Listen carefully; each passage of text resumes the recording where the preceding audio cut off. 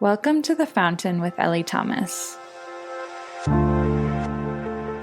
The fountain is an image that I use in my work often to speak of our multidimensionality, to connect with the life, the living water flowing within us through mind, body, spirit, heart, and all.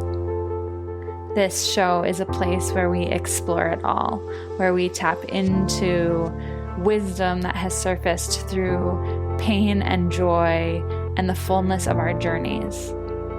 This podcast is a place to come and remember, to sink back into the living water that flows within you and to be guided back to your fountain, your fullness, your wholeness, and how to be with that as we navigate living as divine humans in this wild, wild world and this wild, wild journey. I'm so glad you're here. Let's dive in together and be refreshed and consoled by the water that wants to flow through.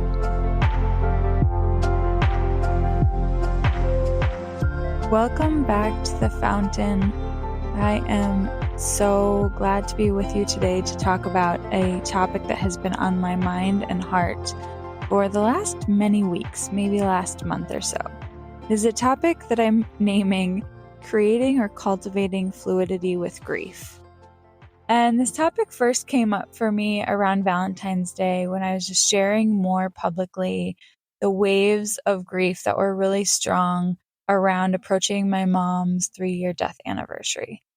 And I was just noticing from a different place how interesting it is to be further out from this cataclysmic event in my life that shifted everything, and how different I feel now than I did a year ago, than I did 2 years ago, and very much so than I did 3 years ago. And how having incorporated and normalized and made space for grief in a way that I'm really proud of in my day-to-day life, and in a way that isn't always natural and easy still. I notice how others, when I share these moments of high emotion and let that be part of the expression of my grief now, how it's kind of deemed as it being a really hard time and a hard general time. And the truth is, sometimes it is, and sometimes that's right. And at the same time, sometimes those moments come and move so fiercely for about 20 minutes in my day. And the rest of the day, I feel really great, and I'm having a really great day. And I'm dancing in this sense of fluidity with it. Yes, do I still experience resistance to the grief? Sometimes, for sure. Do I still not want to give into it when I can feel it there? Sure, sometimes. And at the same time, there's something that I notice in myself and my clients that I've worked with around this topic, and even some of my great friends that I've been there for them in their multiple grief processes of myriads of types. And that is that when there is presence and devotion brought to grief, we can create a sense of fluidity with the way it flows in and through our lives and in and out of our lives on a daily basis that shifts over time, and how it looks in one moment and versus 3 months later versus a year later, etc., and how our life looks and how the grief flows and works in our life is really fluid, for lack of a better word. I think I chose the sense of fluidity when exploring this because, well, a part of Ellie flow in the fountain, it fits perfectly. And also, fluidity has no rigid barriers or structures. It is truly like water and can change shape and potentially even texture for some people. And if we think of grief as this incredible ocean of sensation, of energy, of emotion, and of experience, really. The ocean can take so many different forms in different moments in different spaces, depending on the, land it's coming up against, depending on the temperatures of the waters. The experience in it can be extremely variable. And I want to talk about what fluidity with grief looks like in the personal, but I also want to explore a little bit about what could be possible as a collective if we really allowed ourselves to look at grief fluidly, not only within ourselves, but outside of ourselves. So let's start with the internal. And I really, after pondering this and thinking about it for many weeks, I've come back to a few core points, but the most important being that cultivating fluidity with grief, meaning that we are able to let the grief meet us exactly how we are, and we are able to meet the grief exactly as it is without judgment, without us needing to change, without our life needing to change in order for us to feel it, without needing to have perfect space for it. And in order to do that, we get to be in this ongoing process of trusting ourselves to create capacity to meet however it arises in whatever moment, and also to really make normalized or to the word allow is coming up, but it's even greater than just allow. It's like to truly give ourselves permission without judgment to let any version and liberated expression of grief be there. And I know that for me, in order to get to a place of liberated expression and grief and fluidity and grief, I had to do a lot of pre-work for that. I had to do a lot of pulling back the layers on places where I was nervous that I wouldn't be loved or accepted or seen or supported if I shared my greatest sensations and feelings. I also needed to really make space to understand what each one felt like in my body and to notice and detect when it was arising and to say, okay, I see you and you are welcome here. And to create a sense of safety in my emotional being that these parts of me, and it's not even necessarily parts of me, my merger with grief in this moment feels and looks like this. And this means nothing about me. It means nothing about my grief. It means nothing about my life. It means nothing about how I loved or didn't love someone or something that I'm grieving. And I can just really let myself meet this moment and soften into it and let it move through. This really is aligned with the couple first modules of Awaken Your Flow. I created Awaken Your Flow last week in a live version, and it was just incredibly nourishing and nurturing. And one of the things we talk about is beginning to ground into the body and then allowing emotion to be an experience of energy moving through us and with us in our bodies. And truthfully, part of creating fluidity with grief for me has been allowing myself to see that grief is a massive energy that will be alive in my life for a very long time, probably forever. It already was alive in my life for years before my mom died in many ways that took me a long time to recognize.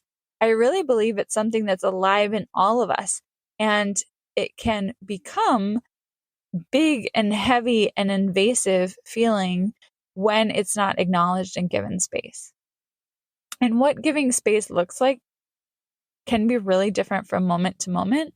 Sometimes it's just saying, oh, there is grief here. Grief exists in this for me, and just simply naming it and calling it to the present moment with you. And as we interact with grief as a large energy moving in our personal lives, that we merge with in our emotional experience and moments, and then we wave in and out of connection with, depending on the moment and the day and our current experience. And then as we begin to see grief as a bigger energy alive in our culture as well, we can shape our relationship to it, because all of a sudden, instead of seeing grief as a purely emotional experience or a purely mental health experience or purely something that happens to you when this thing or person or relationship shifts, we begin to look at it as like, oh, wow, this is here. This has already been here.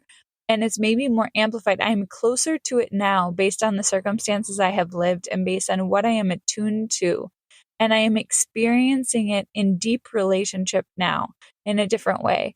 It can feel at the beginning, and it sure did for me, an incredibly heavy weight and extremely exhausting to be in relationship with. Mainly, I think, because it calls all of our energy in the beginning of a grief path, or what I like to call sacred grief walk.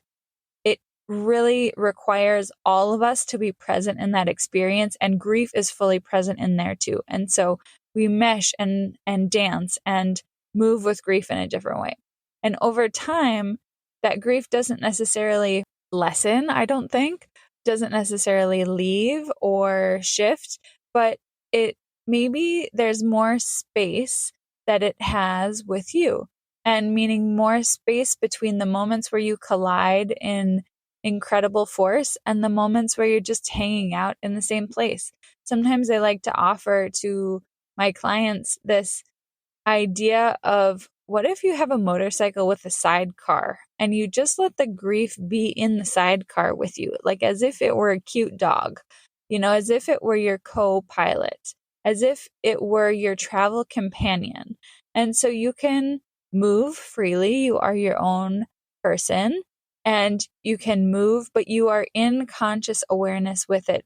And you can't park your bike in the same place as you normally would, because you need space for your sidecar, and you can't leave your sidecar inhabitant without tending to it, and it's probably going to go with you from place to place.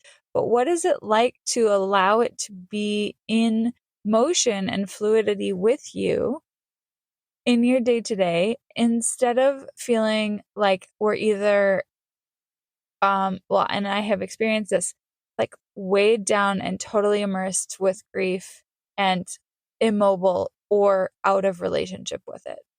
And that's one of the things that I think struck me so much when I shared around the time of my mom's 3rd death anniversary. I was so struck by how normal it is to have these massive waves of connection with grief in my day-to-day now, and yet how little they are seen, and they don't need to be seen. It is a very personal thing. And yet when we share them and we let people into them, they often deem that moment as something horrible. And this is where this bridge into beginning to see grief fluidly and in fluidity, not only within ourselves, but interpersonally and culturally, I think is really important.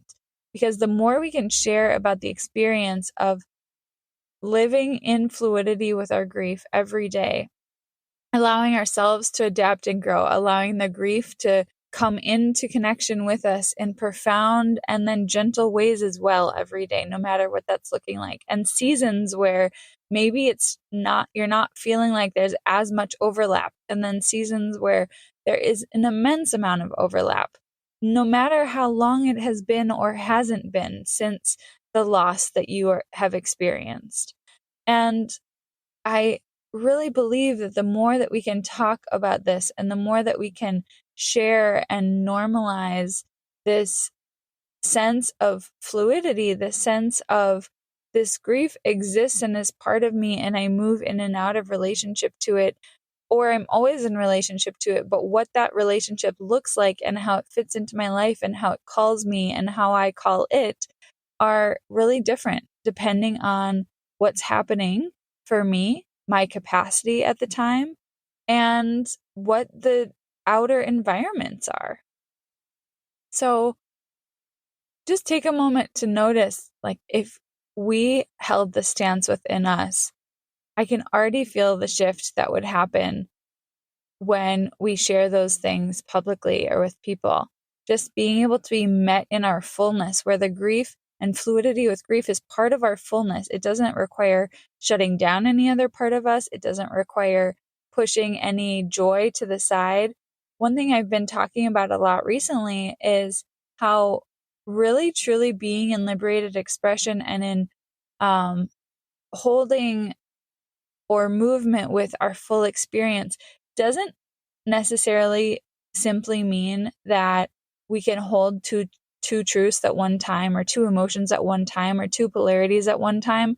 That is part of it, is being able to hold this feeling and that feeling that don't really make sense together at the same time.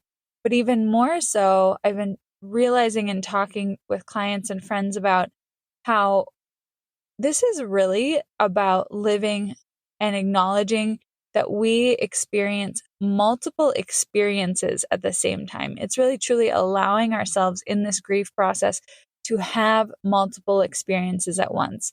For example, one person I know is expecting a baby really soon, and her mom is also going to pass away in the seasons to come. The unknown is very hot and heavy in that situation. And there is deep excitement and joy and, readiness for the new season. And also there's this experience of incredible grief in the preemptive and anticipatory grief of losing her mom.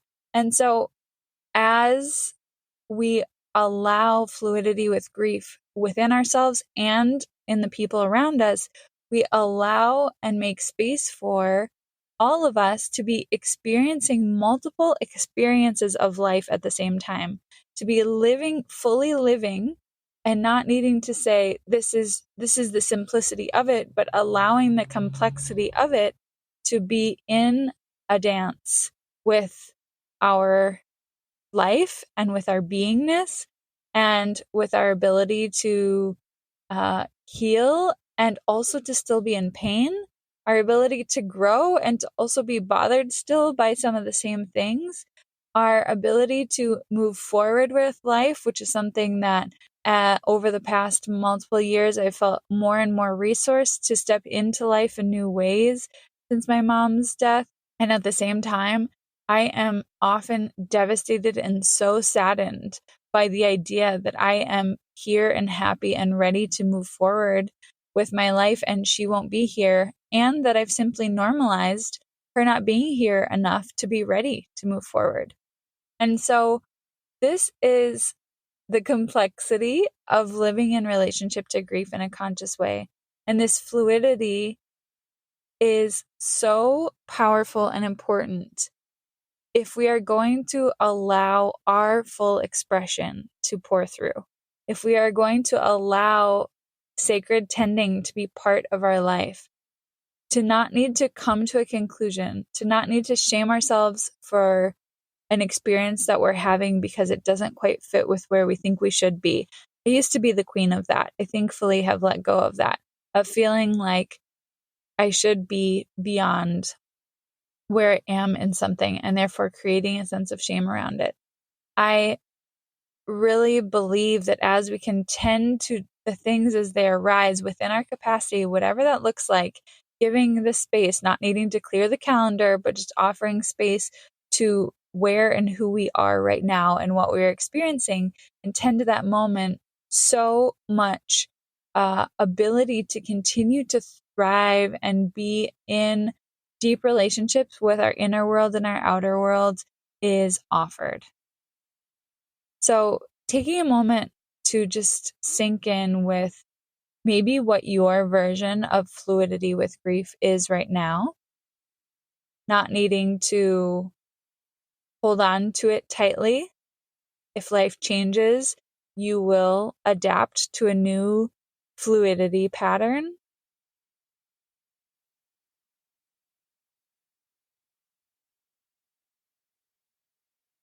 and really allowing yourself to feel and sense this softness that fluidity invites us into with grief. With anything, really. But the topic at hand being grief. When I first started playing around with this in my own life, I just decided that I was going to let grief go with me to any table, to any place, to any party, to anywhere that I was going. I was just going to let it be there. I didn't need to shift into a different mode. I was so tired of doing that to make other people feel more comfortable. Because let's face it, other people will be uncomfortable with your grief. And I just decided I am going to let this be here. I'm not going to hide it anymore. I'm not going to push it away. I'm going to let it be spoken and talked about. Even if other people are uncomfortable, I'm not going to purposely try and make them uncomfortable, but I'm just going to own that this is a big part of my life in this moment. That might be too big of a step right now. Just notice how the softness and fluidity is letting you see new places and ways where you can let the grief touch up against edges of your life in a way that's within your capacity, that would feel authentic to you, and that would feel truly freeing. It feels very freeing when we allow ourselves to be fluid with grief. We don't fit in a box of a grieving person or not anymore. We just are walking with grief. And some days that walk means we are holding hands or not walking, but we're sitting down and crying together. And some days it means that it's pretty far off, but it might be back in a couple hours. So where does the softness that fluidity leads us into allow you to find freedom in how you are dancing with grief now? Allow you to find freedom in your liberated expression with grief today. This is one of those explorations that can take days, weeks, months to settle in. You're not supposed to have magic answers right now.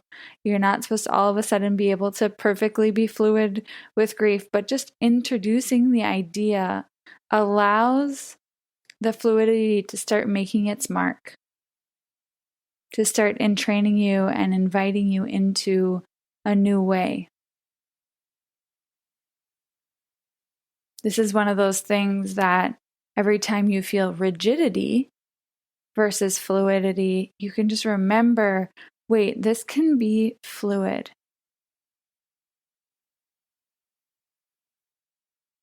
Every time you notice somebody else in rigidity around it, you can just remember, wait, there's an invitation for fluidity here. And as you embody this fluidity, it will not only be more freeing for you, but just be such a beautiful invitation and blessing to anyone that you encounter in your life that walks with grief. This is part of letting all of ourselves be present in our lives now, in the fullness of who we are. If we deny grief, if we deny the places it's touched and the places it dances with, we don't get to operate with all of ourselves on the life playing field. You don't have to stop your life to make sure that it's counted for, because that also would be denying other parts of you. But what if it could be a part fluidly of wherever it was touching up against, just like the ocean lapping up against the rocky shores or the sandy beach or the beautiful forest or the reef.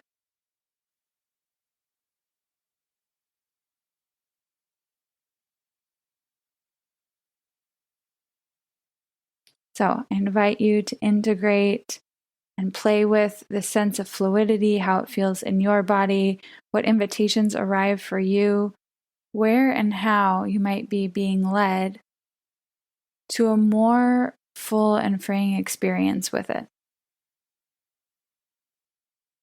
And if you would like to share how this is showing up in your life, feel free to reach out. I will be back with more soon. Happy integrating of your fluidity with grief.